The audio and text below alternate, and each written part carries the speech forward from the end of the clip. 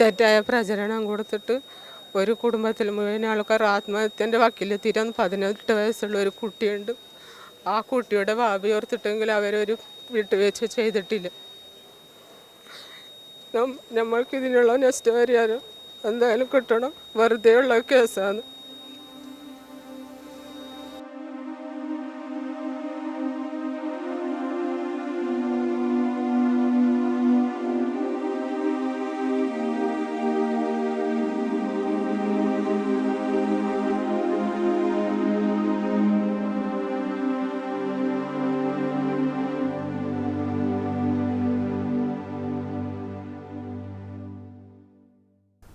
അയൽവാസിയായ കുട്ടിക്ക് മയക്കുമരുന്ന് നൽകി പീഡിപ്പിച്ചുവെന്ന വ്യാജ പരാതിയിൽ മത്സ്യത്തൊഴിലാളിയെ പോലീസ് മർദ്ദിച്ചതായി ആക്ഷേപം. പരിക്കേറ്റ മാട്ടുത്സവത്തിലെ PP അഷ്റഫിനെ കണ്ണൂർ ജില്ലാ ആശുപത്രിയിൽ പ്രവേശിപ്പിച്ചു. അഷ്റഫിനെ കള്ളക്കേസിൽ കുടുക്കാൻ ശ്രമിച്ചവരെയും ക്രൂരമായി മർദ്ദിച്ച പോലീസുകാർക്കെതിരെയും നടപടി ആവശ്യപ്പെട്ട് ഭാര്യ പോലീസ് സൂപ്രണ്ടിന് പരാതി നൽകി.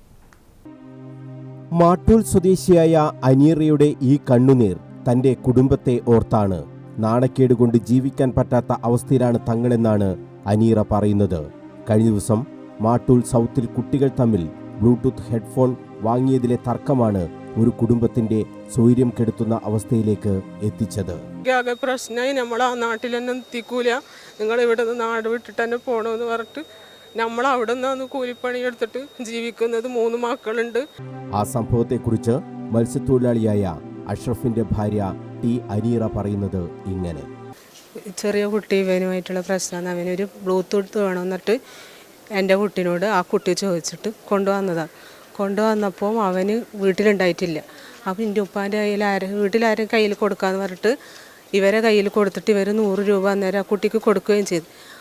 അത് കഴിഞ്ഞ് 3 ദിവസം കഴിഞ്ഞതിന് ശേഷം അവർ പറയുന്നത് കുട്ടിക്ക് എന്തോ നിങ്ങൾ പൊടി MDMA പൊടി വായിലിട്ട് കൊടുത്തിന്, കുട്ടിക്ക് എന്തോ അസ്വസ്ഥതയുള്ളത് എന്ന് പറഞ്ഞിട്ട് പഞ്ചായത്ത് പ്രസിഡന്റ് ഫാരിഷ ടീച്ചർ മുഖാന്തരം ഇവർ സ്റ്റേഷനിൽ പരാതി നൽകി. അങ്ങനെ നമ്മൾ അവിടെ 48 മണിക്കൂറോളം അവിടെ നിർത്തിച്ച് കുട്ടിയുടെ മൊഴി ഇത് വരട്ടെ അവനെ എനിക്ക് കൊണ്ടുപോയിട്ടുണ്ട് എന്ന് പറഞ്ഞിട്ട് അവർ വന്നു കഴിഞ്ഞിട്ടും അവർ പറയുന്നില്ല. ഇവരെന്നെ ഇതാക്കി എന്നിട്ട് ഇവരെ അവിടെ നിർത്തിച്ച് ഇവരെ മർദ്ദിക്കുക ചെയ്തു. അയൽവാസിയായ കുട്ടിക്ക് MDMA നൽകി പീഡിപ്പിച്ചു എന്നാരോപിച്ചാണ് പഴയങ്ങാടി പോലീസ് 7-ാം തീയതി അഷ്റഫിനെ കസ്റ്റഡിയിലെടുത്തത്. തന്നെ ക്രൂരമായി പോലീസ് മർദ്ദിച്ചു എന്ന് കണ്ണൂർ ജില്ലാ ആശുപത്രിയിൽ ചികിത്സയിൽ കഴിയുന്ന അഷ്റഫും പറഞ്ഞു. താൻ ഇതുവരെ ലഹരി ഉപയോഗിച്ചിട്ടില്ലെന്നാണ് അഷ്റഫ് പറയുന്നത്. പോലീസ് ഞാൻ രാവിലെ കാലത്ത് പണിക്ക് പോകുമ്പോൾ എന്നോട് പറഞ്ഞ് ഒരു കാര്യം ചോദിക്കാനെന്നും പറഞ്ഞിട്ട് വണ്ടി കയറ്റി കൊണ്ടുപോയിട്ട് അവിടെ കൊണ്ടുപോയിട്ട് രാവിലെ 7 മണിക്ക് അടിക്കാൻ തുടങ്ങിയിട്ട് ഉച്ചവരെ തന്നെ SIയും ഒരു പോലീസുകാരനും കൂടിയിട്ട് കാലിൻ്റെ അടിയിൽ മുട്ടിന് ചവിട്ടി പിടിച്ചിട്ട് കാലിൻ്റെ അടിയിൽ നല്ലോണം അടിച്ച്. കേവളുടെ വയറിനെ കൊണ്ട് അടിച്ചത്.